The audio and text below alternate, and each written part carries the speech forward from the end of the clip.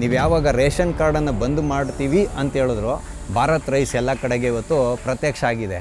32 ರೂಪಾಯಿಗೆ 1 kg. ಅದರಲ್ಲಿ ನಿಮ್ಮನೇ ಆಸ್ತಿ ಕಳ್ಕೊಳ್ಳೋದೇನಿದೆ? ನಿಮ್ಮ ಮನೆ ಉಗ್ರಾಣದಿಂದ ಏನಾದರೂ ತಂದು ಕೊಡ್ತಿದ್ರೆ ಕೇಂದ್ರ ಸರ್ಕಾರ ಕೊಟ್ಟಿದ್ದಂಥ ವ್ಯವಸ್ಥೆಯನ್ನು ನೀವು ಕರೆಕ್ಟಾಗಿ ಮಾಡ್ಕೊಂಡು ಹೋಗಿದ್ರು ಸಾಕಾಗಿತ್ತು. 1,20,000 ರೂಪಾಯಿ ಇದ್ದರೆ ಮಾತ್ರ ಬಡವರು ಅಂತ ಹೇಳ್ತಿರಲ್ರಿ. ಟ್ಯಾಕ್ಸ್ ಕನ್ಸಪ್ಷನ್ ಎಲ್ಲಿವರೆಗಿದೆ? 7 ಲಕ್ಷ ರೂಪಾಯಿವರೆಗೂ ತೆರಿಗೆ ಆದಾಯ ಬಂದರೆ ಅವ್ನು ತೆರಿಗೆನೇ ಕಟ್ಟಂಗಿಲ್ಲ ಅಂತ ಹೇಳುತ್ತೆ. ಒಬ್ಬರಿಗೆ ಹಾರ್ಟ್ ಅಟ್ಯಾಕ್ ಆಗಿರುತ್ತೆ. BPL ಕಾರ್ಡ್ ಇದ್ದಿದ್ದರಿಂದ ಆ ಸ್ಟೆಂಟಿನ ದುಡ್ಡು, ಅಂದರೆ ಹೃದಯದಲ್ಲಿ ಆಗ್ತಾರಲ್ಲ ಸ್ಟೆಂಟಿನ ದುಡ್ಡನ್ನು ಸಂಪೂರ್ಣವಾಗಿ ಕಟ್ಕೊಟ್ಟಿದೆ ಕೇಂದ್ರ ಸರ್ಕಾರ. TV ವಿಕ್ರಮದ ಸಮಸ್ತ ವೀಕ್ಷಕರಿಗೆ ಆಟೋವಾಲಾ ಕಾರ್ಯಕ್ರಮಕ್ಕೆ ಆತ್ಮೀಯವಾದ ಸ್ವಾಗತ. ನಾನು ನಿಮ್ಮ ಜಯಂತ್ ಪಾಂಡೆ.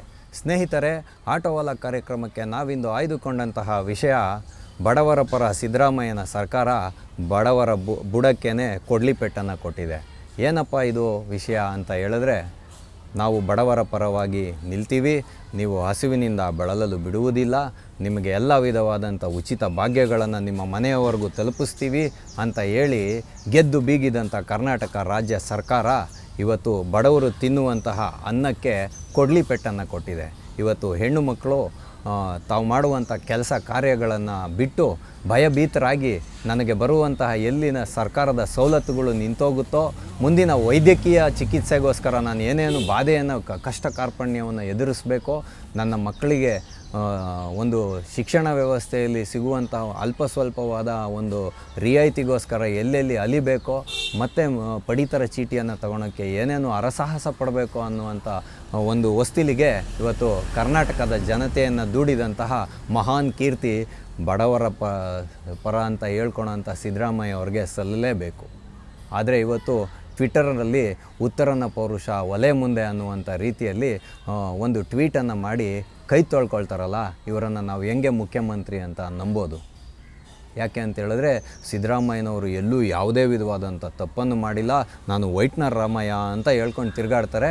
ಯಾರಾದರೂ ಪ್ರಶ್ನೆ ಮಾಡಿದ್ರೆ ಪತ್ರಕರ್ತರಿರ್ಬೋದು, ಸಾಮಾನ್ಯ ವ್ಯಕ್ತಿಗಳಿರ್ಬೋದು, ಅವರನ್ನು BJPಯ ಸಮರ್ಥಕರು ಅಂತ ಮತ್ತು ಬಲಪಂಥೀಯ ಪತ್ರಕರ್ತರು ಅಂತ ಹೇಳಿ ಅವ್ರ ಮೇಲೆ ಅರ್ಚಾಡಿ ಕೂಗಾಡುವಂತಹ ಉತ್ತರನ ಪೌರುಷವನ್ನು ತೋರಿಸ್ತಾರೆ. ನಾವಿವಾಗ ವಾಸ್ತವ ವಿಚಾರಕ್ಕೆ ಬರೋಣ. ಕರ್ನಾಟಕದಲ್ಲಿ ಹೇಳಿ ಕೇಳಿ 1,55,00,000ಕ್ಕಿಂತ ಮಿಗಿಲಾದ BPL ಕಾರ್ಡ್ಗಳಿದೆ. ಈ BPL ಕಾರ್ಡ್ಗಳನ್ನು ಕೊಟ್ಟಿದ್ದ್ಯಾರು? ಇದೇ ಸರ್ಕಾರಗಳೇ ಕೊಟ್ಟಿದ್ದು. ಇಲ್ಲಿ ಆ ಪಕ್ಷ ಈ ಪಕ್ಷ ಅಂತ ದೂರುವುದಕ್ಕಿಂತ ನಾವು ವಾಸ್ತವ ಸ್ಥಿತಿಯನ್ನು ಅರ್ಥ ಮಾಡ್ಕೊಳ್ಳೋ ಕಡೆಗೆ ನಮ್ಮ ಪಯಣವನ್ನು ಸಾಗಿಸೋಣ. ಇದು ಎಲ್ಲ ಸಾಮಾನ್ಯ ಜನರೇನಿದ್ದಾರೆ, ಮಧ್ಯಮ ವರ್ಗದವರು, ಕೆಳ ಮಧ್ಯಮ ವರ್ಗದವರು ಕೂತ್ಕೊಂಡು ಕೂಲಂಕುಷವಾಗಿ ಕೇಳಬೇಕಾಗಿರತಕ್ಕಂಥ ವಿಚಾರ. 1,55,00,000ಕ್ಕಿಂತ ಮಿಗಿಲಾದ ಇವತ್ತು BPL ಕಾರ್ಡ್ಗಳನ್ನು ಹೊಂದಿದೆ. ಸರ್ಕಾರ ಅದಕ್ಕೆ ಇಟ್ಟಿರ್ತಕ್ಕಂಥ ಮಾನದಂಡಗಳು ಏನು ಅಂತೇಳಿದ್ರೆ, ನಗರ ಪ್ರದೇಶಗಳಲ್ಲಾದರೆ 1000 ಚದರ ಅಡಿಗಿನ್ನ ಕಡಿಮೆ ಮನೆಯನ್ನು, ಅಂದರೆ ಸರಿಸುಮಾರು ನಮ್ಮ ಜನಸಾಮಾನ್ಯರಿಗೆ ಅರ್ಥ ಆಗಬೇಕಂದ್ರೆ ಒಂದು ಮುಕ್ಕಾಲು ಸೈಟಲ್ಲಿ ಮನೆ ಇದ್ದರೆ ಅವನು BPL ಕುಟುಂಬ ಅಂತ ಪರಿಗಣನೆಗೆ ತಗೊಳ್ತಾರೆ. ಗ್ರಾಮೀಣ ಪ್ರದೇಶದಲ್ಲಿ 7.5 ಎಕರೆಗಿಂತ ಜಮೀನೇನೋ ಮಾನದಂಡವನ್ನು ಇಟ್ಟಿದ್ದಾರೆ. 1,20,000 ರೂಪಾಯಿಗಿನ್ನ ಆದಾಯ ಕಡಿಮೆ ಇದ್ದರೆ ಅದನ್ನು BPL ಕುಟುಂಬ ಅಂತ ಪರಿಗಣನೆಗೆ ತಗೊಳುತ್ತೆ. ನಿರ್ದಿಷ್ಟ ಆದಾಯಗಳು ಬರ್ತಾ ಇದ್ದರೆ ಅವರು ಏನಾದರೂ ಆದಾಯ ತೆರಿಗೆಯನ್ನು ಪಾವತಿ ಮಾಡಿದ್ದಾರೆ, ಏನು ಹೇಳಿ, ಆದಾಯ ತೆರಿಗೆಯನ್ನು ಪಾವತಿಸಿದ್ದಾರೆ.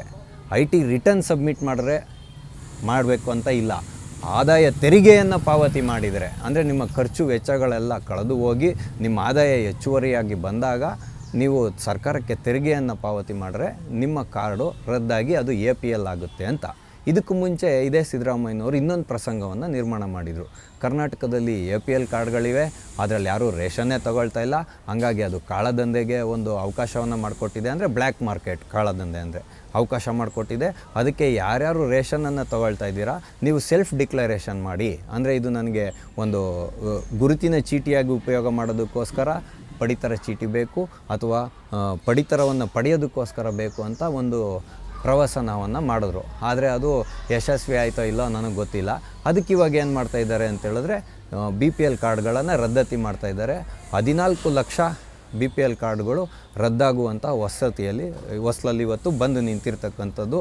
ಯಾವಾಗ ಜನ ವಿರೋಧವನ್ನು ವ್ಯಕ್ತಪಡಿಸಿದ್ರು ಪ್ರಬಲವಾಗಿ, ಇವಾಗ ಒಂದು ಟ್ವೀಟ್ ಮಾಡಿ ತನ್ನ ಕೈಯನ್ನು ತೊಳ್ಕೊಳ್ತಾ ಇರ್ತಕ್ಕಂಥದ್ದು.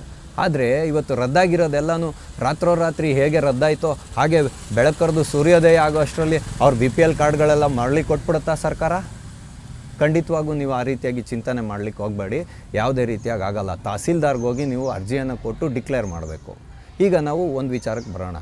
ಬೆಂಗಳೂರು ಅಂತ ಮಹಾನಗರದಲ್ಲಿ 1.25 ಸೈಟಲ್ಲಿ ಮನೆ ಹೊಂದಿರತಕ್ಕಂಥ ವ್ಯಕ್ತಿ ಬಡವ ಅಂತ ನೀವು ಸರ್ಕಾರದ ಮಾನದಂಡ ಹೇಳೋದಾದರೆ, ಪಾಪ ಅವನೇನೋ ಪೈಸಾ ಸೇರಿಸಿ ಒಂದು ಗ್ರೌಂಡ್ ಫ್ಲೋರಲ್ಲಿ ಮನೆ ಕಟ್ಟಿರ್ತಾನೆ, ಆಶ್ರಯ ಯೋಜನೆ ಎಲ್ಲ ಯಾವುದೋ ಒಂದರಲ್ಲಿ ಬೆನಿಫಿಟನ್ನು ಪಡೆದು ಅದ್ರ ಮೇಲೆ ಅವ್ನ ಪಾಪ ಏನೋ ಸಭ್ಯಸ್ಥ ಆದರೆ ಒಂದು ಸ್ವಲ್ಪ ದುಡ್ಡು ಉಳಿಸಿ 1-2 ಫ್ಲೋರ್ ಕಟ್ಕೊಂಡಿರ್ತಾನೆ, ಒಂದು 5,000-10,000 ರೂಪಾಯಿ ಬಾಡಿಗೆ ಬರೋ ಅಂಥ ವ್ಯವಸ್ಥೆಯನ್ನು ಮಾಡ್ಕೊಂಡಿರ್ತಾನೆ. ಅವನಿಗೆ ಬಾಡಿಗೆ ಬರುತ್ತೆ ಅನ್ನೋಂಥ ಏಕಮೇವ ಕಾರಣಕ್ಕೆ ನೀವು ಅದನ್ನು ತೆಗೆದಾಕ್ಬಿಟ್ರೆ ಆ ಕುಟುಂಬ ಬಡತನ ರೇಖೆಯಿಂದ ಮೇಲೋಗೋದು ಹೆಂಗೆ ಅನ್ನೋಂಥ ಪ್ರಶ್ನೆ ನಮ್ಮ ರಾಜಕಾರಣಿಗಳಿಗೆ ಇಲ್ಲಿ ಬರ್ತಾಯಿಲ್ಲ. ಅರ್ಥ ಆಯ್ತಲ್ಲ? ಹಾಗೆ ನೀವು ಕರ್ನಾಟಕ ಅಲ್ಲ, ಇಡೀ ಭಾರತದಲ್ಲಿ ಇವನ ಆಧಾರ್ ಕಾರ್ಡಲ್ಲಿ 1 ಇಂಚು ಭೂಮಿಯೂ ಇಲ್ಲ. ಪಾಪ ಇವನೇನೋ ಅಲ್ಪ ಸ್ವಲ್ಪ ದುಡ್ಡನ್ನು ಸೇವಿಂಗ್ ಮಾಡಿ ಅದಕ್ಕೇನಾದರೂ ನಿರಂತರವಾಗಿ ಆದಾಯ ಬರ್ತಾಯಿದೆ. ಬೆಂಗಳೂರಲ್ಲಿರೋವಂಥ 3/4 ಸೈಟಿಗೆ ಹೊಂದಾಣಿಕೆ ಆಗೋಷ್ಟು ದುಡ್ಡು ಇಟ್ಕೊಂಡಿದ್ದಾನೆ ಅಂತ ಹೇಳಿದ್ರೆ, ಅವ್ನಿಗೆ ಆದಾಯ ಬರ್ತಾಯಿದೆ ಅಂತ ಹೇಳೋದಾದರೆ ಅವನ್ನ ನೀವು ಸಾಹುಕಾರ ಅಂತ ಪರಿಗಣನೆಗೆ ತೊಗೋತೀರಾ? ಇಲ್ಲ ಯಾರಾದರೂ ಒಂದು ಮನೆಯಲ್ಲಿ ಇವಾಗ 4-5 ಜನ ಇರ್ತಾರೆ, ಅದರಲ್ಲಿ ಯಾರಾದರೂ ಒಬ್ಬರು ಕೆಲಸಕ್ಕೆ ಹೋಗ್ತಾಯಿದ್ರೆ ಆ ವ್ಯಕ್ತಿಯಿಂದ ಮನೆ ನಡೀತಾ ಇದೆಯೋ ಇಲ್ಲೋ ಗೊತ್ತಿಲ್ಲ, ಆದರೆ ರೇಷನ್ ಕಾರ್ಡಲ್ಲಿದೆ ಅಂತ ಹೇಳೋವಂಥ ಒಂದೇ ವಿಚಾರವನ್ನು ಇಟ್ಕೊಂಡು ಇವ್ರ ಮನೇಲಿ ಯಾರೋ IT ಸಬ್ಮಿಟ್ ಮಾಡ್ತಾರೆ, ಹಂಗಾಗಿ ನಿಮಗೆ ರೇಷನ್ ಕಾರ್ಡನ್ನು APL ಆಗಿ ಪರಿವರ್ತನೆ ಮಾಡ್ತೀರಿ ಅಂತ ಹೇಳ್ತಿರಲ್ಲ ಸಿದ್ದರಾಮಯ್ಯನವರೇ. ನಿಮ್ಮಂಥ ರಾಜಕಾರಣಿಗಳು ನಿಮಗೆ ಸಾವಿರಾರು ಕೋಟಿ ರೂಪಾಯಿಗಳ ಆದಾಯಗಳನ್ನು ಬರುವಂಥ ಮೂಲ ಇದ್ದರೂ ಕೂಡ ನಿಮ್ಮಂಥ ರಾಜಕಾರಣಿಗಳ ಭೂದಾಹ ಹಿಂಗಿಲ್ಲ, ಧನದಾಹ ಹಿಂಗಿಲ್ಲ, ಭ್ರಷ್ಟಾಚಾರದ ದಾಹ ಹಿಂಗಿಲ್ಲ, ರಾಜಕೀಯದ ದಾಹ ಹಿಂಗಿಲ್ಲ. ಇನ್ನು 5 kg ಅಕ್ಕಿಗೋಸ್ಕರ ಸರ್ಕಾರದ ಮೇಲೆ ಡಿಪೆಂಡ್ ಆಗಿದ್ದೀವಲ್ಲ, ನಮ್ಮಂಥವ್ರ ದಾಹ ಹೇಗೆ ಹಿಂಗಬೇಕು ಅನ್ನೋದಕ್ಕೆ ನೀವೇ ಉತ್ತರವನ್ನು ಕೊಡಬೇಕು. ಯಾಕೆ ಅಂತ ಹೇಳಿದ್ರೆ BPL ಕಾರ್ಡ್ ಇರಲಿ, ಅಂತ್ಯೋದಯ ಕಾರ್ಡ್ ಇರಲಿ, APL ಕಾರ್ಡ್ ಇರಲಿ, ಜನತೆ ಏನಕ್ಕೆ ಇಟ್ಕೊಂಡಿದ್ದಾರೆ ಅಂತ ಗೊತ್ತಾ ನಿಮಗೆ? ನೀವು ಕೊಡ್ತಕ್ಕಂಥ ಪಡಿತರದ ಗುಣಮಟ್ಟ, ಸರ್ಕಾರ ಯಾವ ಗುಣಮಟ್ಟವನ್ನು ನಿಗದಿ ಮಾಡಿದೆಯೋ ಅದೇ ಗುಣಮಟ್ಟದ ಅಕ್ಕಿ ಬಂದರೆ ಇಲ್ಲಿ ಯಾರೂ ಪ್ರಶ್ನೆ ಮಾಡೋಕ್ಕೆ ಹೋಗಲ್ಲ.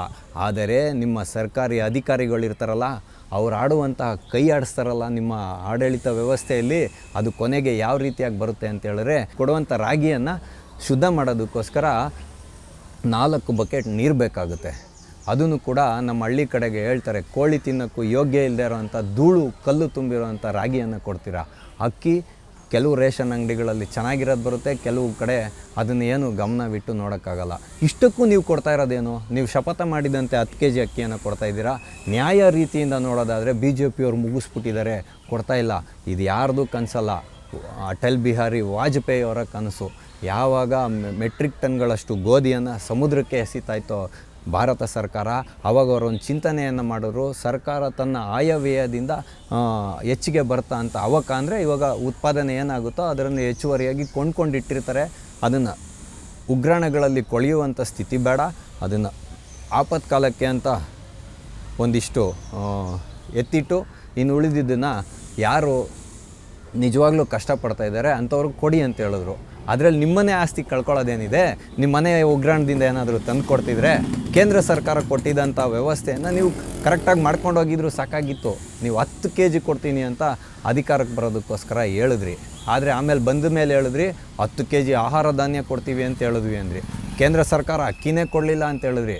ನೋಡಿ, ಅದಕ್ಕೆ ಹೇಳೋದು, ಒಬ್ಬ ರಾಜಕಾರಣಿಗೂ ಒಬ್ಬ ಮನೆಯ ಯಜಮಾನನಿಗೂ ಇರೋವಂಥ ವ್ಯತ್ಯಾಸವನ್ನು ನೀವು ಗುರುತಿಸ್ಬೇಕಂದ್ರೆ ಇವತ್ತು ಬೆಂಗಳೂರಿನ ಗಲ್ಲಿಗಳಲ್ಲಿ ನೀವು ಓಡಾಡಿ ನೋಡಿ.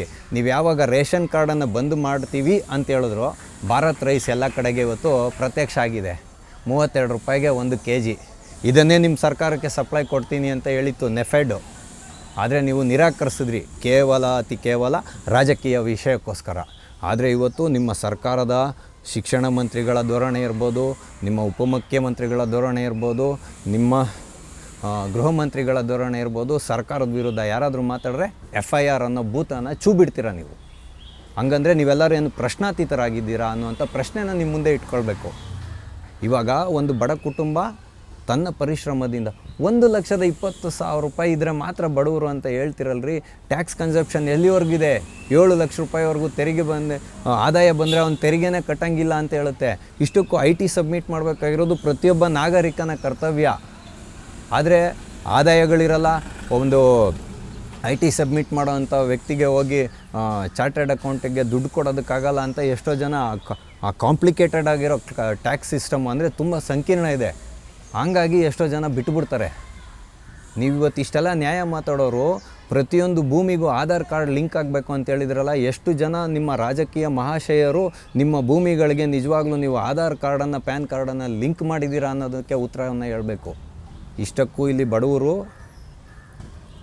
BPL ಕಾರ್ಡ್ ಮೇಲೆ ಯಾಕೆ ವ್ಯಾಮೋಹವನ್ನು ಇಟ್ಕೊಂಡಿದ್ದಾರೆ ಅಂತೇಳಿದ್ರೆ, ಇನ್ ಕೇಸ್ ಯಾವುದು ವಿಮೆ ಇಲ್ಲ ಅಂತೇಳಿದ್ರೆ, ಆಯುಷ್ಮಾನ್ ಕೆಲವು ಕಡೆ ತಗೊಳ್ಳಿಲ್ಲ ಅಂತ ಹೇಳಿದ್ರೆ, ಏನಾದರೂ ಅವರ ಮನೆಯಲ್ಲಿ ಒಂದು ವೈದ್ಯಕೀಯ ಬಿಕ್ಕಟ್ಟು ಏರ್ಪಾಡಾದಾಗ ಕೇಂದ್ರ ಸರ್ಕಾರ ಹಣವನ್ನು ಕೊಡುತ್ತೆ, ರಾಜ್ಯ ಸರ್ಕಾರ ಹಣವನ್ನು ಕೊಡುತ್ತೆ, ರಿಯಾಯಿತಿಯನ್ನು ಕೊಡುತ್ತೆ. ಇತ್ತೀಚೆಗೆ ನಾನೊಂದು ಘಟನೆಯನ್ನು ನೋಡಿದೆ. ಒಬ್ಬರಿಗೆ ಹಾರ್ಟ್ ಅಟ್ಯಾಕ್ ಆಗಿರುತ್ತೆ, BPL ಕಾರ್ಡ್ ಇದ್ದಿದ್ದರಿಂದ ಆ ಸ್ಟೆಂಟಿನ ದುಡ್ಡು, ಅಂದರೆ ಹೃದಯದಲ್ಲಿ ಆಗ್ತಾರಲ್ಲ ಸ್ಟೆಂಟಿನ ದುಡ್ಡನ್ನು ಸಂಪೂರ್ಣವಾಗಿ ಕಟ್ಕೊಟ್ಟಿದೆ ಕೇಂದ್ರ ಸರ್ಕಾರ.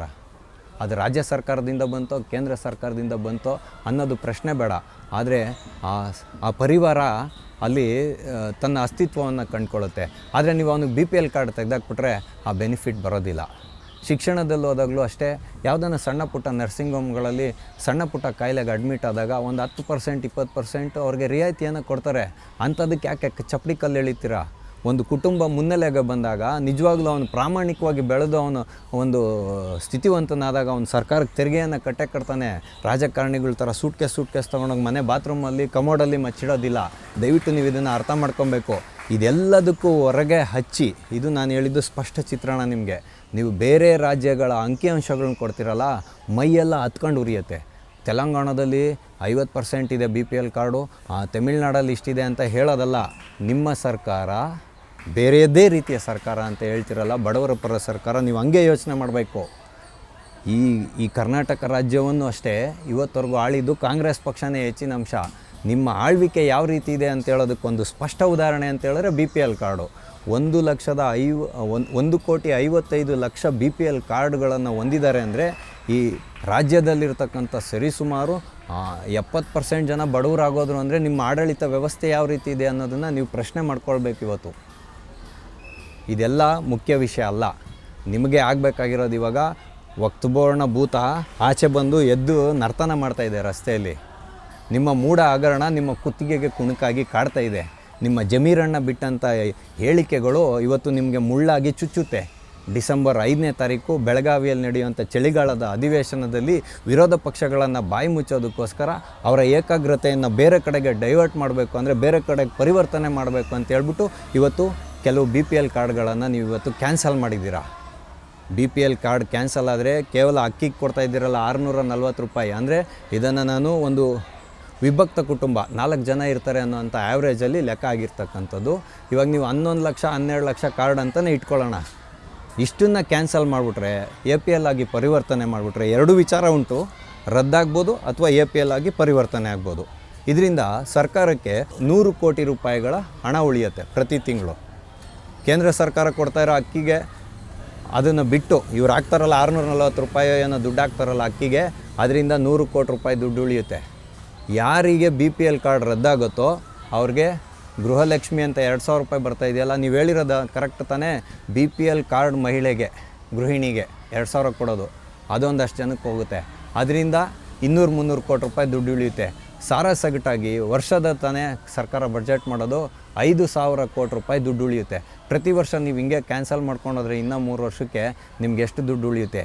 ನೀವು ಇದನ್ನು ಯಾಕೆ ಮಾಡ್ತಾ ಇದ್ದೀರಾ ಅಂತೇಳಿದ್ರೆ ಅಧಿವೇಶನದಲ್ಲಿ ಬರೀ ಗಂದರಗೋಳ ಆಗಬೇಕು, ಯಾವುದೇ ಆರೋಗ್ಯಕರ ಚರ್ಚೆ ಆಗಬಾರ್ದು ಅನ್ನೋದಕ್ಕೋಸ್ಕರ. ಇದು ಕ್ಷುಲ್ಲಕ ರಾಜಕಾರಣ ಅಲ್ಲದೆ ಬೇರೆ ಏನೂ ಅಲ್ಲ. IT ಮಾಹಿತಿ ಇದ್ದರೆ ಪರಿವಾರದ ಬಳಿಗೆ ಹೋಗಬೇಕು ನಿಮ್ಮ ಅಧಿಕಾರಿಗಳು. ಎಲ್ಲ ರೂಮಲ್ಲಿ ಕೂತ್ಕೊಂಡಲ್ಲ, ಸಂಪೂರ್ಣವಾಗಿ ಕೂಲಂಕುಷವಾಗಿ ತೆರಳಬೇಕು ಮನೆಗಳಿಗೆ. ಅಲ್ಲಿ ತೆರಳಿ ಅವರ ವಾಸ್ತವ ಸ್ಥಿತಿ ಅಂಶ ಏನಿದೆ ಅದನ್ನು ಕೂಲಂಕುಷವಾಗಿ ಸೆಲ್ಫ್ ಡಿಕ್ಲರೇಷನ್ ತೊಗೊಂಡು ತದನಂತರ ನಿರ್ಣಯ ಮಾಡಬೇಕು. ಅದು ಆಡಳಿತದ ಸರಿಯಾದ ಕ್ರಮ. ಅದನ್ನು ಬಿಟ್ಬಿಟ್ಟು AC ರೂಮಲ್ಲಿ ಕೂತ್ಕೊಂಡು ಯಾರ್ಯಾರ್ದು ಬೇಕೋ ಎಲ್ಲನೂ ಡೆಲೀಟ್ ಮಾಡೋದು, ಯಾರಾದರೂ ಪ್ರಶ್ನೆ ಮಾಡಿದ್ರೆ FIR ಹಾಕೋದು, ಇದೆರಡೇ ನೀವು ಮಾಡ್ತಾ ಇರ್ತಕ್ಕಂಥದ್ದು. ಈ ರೀತಿಯಾಗಲ್ಲ. ಇದನ್ನು ನೀವು ಯಾಕೆ ಮಾಡ್ತಾಯಿದ್ದೀರಾ ಅಂತ ಹೇಳಿದ್ರೆ, ಇತ್ತೀಚೆಗೊಬ್ಬರು ಶಾಸಕರು ಹೇಳಿದ್ರು, ನಮ್ಗೆ ಅನುದಾನ ಕೊಡ್ತಾಯಿಲ್ಲ, ನಮ್ಗೆ ಅಭಿವೃದ್ಧಿ ಕಾರ್ಯ ಮಾಡೋಕ್ಕಾಗ್ತಾಯಿಲ್ಲ, ಜನ ರೋಡಲ್ಲಿ ಹೋದರೆ ಇನ್ನು ಸ್ವಲ್ಪ ದಿನಕ್ಕೆ ಕಲ್ಲಲ್ಲಿ ಹೊಡಿತಾರೆ ಅನ್ನೋ ರೀತಿಯಲ್ಲಿ ಅವ್ರ ಭಾವನೆಗಳನ್ನು ವ್ಯಕ್ತಪಡಿಸಿದ್ರಲ್ಲ. ಈ 5,000 ಕೋಟಿ ಉಳಿಸಿ ನೋಡಿ ನಾವು ಅನುದಾನ ಕೊಟ್ಟಿದ್ದೀವಿ ಅಂತ ತಿಪ್ಪೆ ಸಾರಿಸೋ ನ್ಯಾಯ ಮಾಡೋದು. ಈ ರೀತಿಯಾಗಲ್ಲ ಆಡಳಿತ ಮಾಡ್ತಕ್ಕಂಥದ್ದು. ನಿಮ್ಮ ಕೈಯಲ್ಲಿ ಕೊಡೋದಕ್ಕೆ ಶಕ್ತರಿದ್ದರೆ ನೀವು ಭಾಗ್ಯಗಳನ್ನು ಘೋಷಿಸಿ. ಇಲ್ಲ ಅಂತ ಹೇಳಿದ್ರೆ ಅದಕ್ಕೆ ಪರ್ಯಾಯವಾದಂಥ ಮಾರ್ಗೋಪಾಯಗಳನ್ನು ಹುಡುಕ್ರಿ. ಅದನ್ನು ಬಿಟ್ಟುಬಿಟ್ಟು ಜನರು ಇವತ್ತು ಕೆಲಸಕ್ಕೆ ಹೋಗೋದ ನಾವು ಕಳೆದ ತಿಂಗಳು ನೋಡಿದ್ದೀವಿ. ಏನೋ ಅದು ಒಂದು ಭಾರತ್ ಸರ್ವರಲ್ಲಿ ಇತ್ತಂತೆ, ಪೂರ್ತಿ ಎಲ್ಲ ದೇಶದ ಸರ್ವರು, ಅದನ್ನು ಸಪ್ರೇಟ್ ಏನೋ ಮಾಡೋಕ್ಕೋಗಿ ನೀವು ಮಾಡಿದಂಥ ವ್ಯವಸ್ಥೆಯಿಂದ ಜನಗಳು 7:30 8 ಗಂಟೆ 9 ಗಂಟೆ ರಾತ್ರಿವರೆಗೂ ಪಡಿತರ ಅಂಗಡಿ ಮುಂದೆ ಕ್ಯೂ ನಿಂತಿದ್ದಾಗಿದೆ. ಇನ್ನೂ ಎಷ್ಟಾಗಬೇಕು ನಿಮಗೆ? ಈ ರೀತಿಯಾಗೆಲ್ಲ ಜನರಿಗೆ ತೊಂದರೆಯನ್ನು ಕೊಡೋದನ್ನು ಬಿಟ್ಟು ಆಡಳಿತವನ್ನು ಸುಲಲಿತವಾಗಿ ತೊಗೊಂಡೋಗೋದ್ರ ಕಡೆಗೆ ನಿಮ್ಮ ದಿಟ್ಟ ಹೆಜ್ಜೆಯನ್ನು ಇಡಬೇಕು. ಇಲ್ಲಾಂದರೆ ಮುಂದಿನ ದಿನಗಳಲ್ಲಿ ಕಾಂಗ್ರೆಸ್ ಪಕ್ಷಕ್ಕೆ ಜನರು, ಬಡ ಜನರು ನಿಮ್ಮ ಆಡಳಿತ ವ್ಯವಸ್ಥೆಯಲ್ಲಿ, ಕರ್ನಾಟಕ ರಾಜ್ಯದ ಕಾಂಗ್ರೆಸ್ನ ಆಡಳಿತ ವ್ಯವಸ್ಥೆಯಲ್ಲಿ ಏನಾಗಿದೆ ಅಂತ ಹೇಳಿದ್ರೆ ಬಡವನ ಕೋಪ ದವಡೆಗೆ ಮೂಲ ಅನ್ನುವ ರೀತಿಯಲ್ಲಾಗಿದೆ. ಅಂಥದಕ್ಕೆ ಆಸ್ಪದವನ್ನು ಕೊಡದೆ ಜನರು ಸುಖವಾಗಿ ಬಾಳೋದು ಬೇಡ, ಶಾಂತಿಯಿಂದ ನಿರಾಳವಾಗಿ ಬಾಳುವಂತಹ ಒಂದು ಆರೋಗ್ಯಕರವಾದಂಥ ಆಡಳಿತವನ್ನು ಕೊಡಿ. ಇನ್ನು ಇದಕ್ಕಿಂತ ಹೆಚ್ಚಿನ ಕಠೋರ ಶಬ್ದಗಳು ನಮ್ಮ ಬಾಯಲ್ಲಿ ಹೊರಳೋದಿಲ್ಲ ಅಂತ ಹೇಳೋದ್ರ ಮುಖಾಂತರ ಆಟೋವಾಲ ಕಾರ್ಯಕ್ರಮವನ್ನು ನಾವಿಂದು ಮುಗಿಸ್ತಾ ಇದ್ದೇವೆ. ಮುಂದೆ ಇಂತಹದ್ದೇ ಒಂದು ಕುತೂಹಲಕಾರಿಯಾದ ವಿಷಯದೊಂದಿಗೆ ನಾವೆಲ್ಲರೂ ಮತ್ತೆ ಭೇಟಿಯಾಗೋಣ. ಅಲ್ಲಿಯವರೆಗೂ ಟಿ ವಿ ವಿಕ್ರಮವನ್ನು ಸಬ್ಸ್ಕ್ರೈಬ್ ಮಾಡುವುದರ ಮುಖಾಂತರ, ನಿಮ್ಮ ಸದ್ವಿಚಾರಗಳನ್ನು ಕಾಮೆಂಟ್ ಮಾಡುವುದರ ಮುಖಾಂತರ ಹಾಗೂ ಶೇರ್ ಮಾಡುವುದರ ಮುಖಾಂತರ ನಮ್ಮನ್ನು ಪ್ರೋತ್ಸಾಹಿಸಿ. ಟಿವಿ ವಿಕ್ರಮ, ದೇಶ ನಿಮ್ಮ ಕೈಯಲ್ಲಿ. ಈ ಕಾರ್ಯಕ್ರಮ ನಿಮಗೆ ಇಷ್ಟ ಆಗಿದ್ದಲ್ಲಿ ಲೈಕ್, ಶೇರ್ ಹಾಗೂ ಕಮೆಂಟ್ ಮಾಡಿ. ಟಿವಿ ವಿಕ್ರಮದ ಕಾರ್ಯಕ್ರಮಗಳನ್ನು ನಿರಂತರವಾಗಿ ವೀಕ್ಷಿಸಲು ಸಬ್ಸ್ಕ್ರೈಬ್ ಮಾಡಿ, ಬೆಲ್ ಐಕನ್ ಒತ್ತಿ.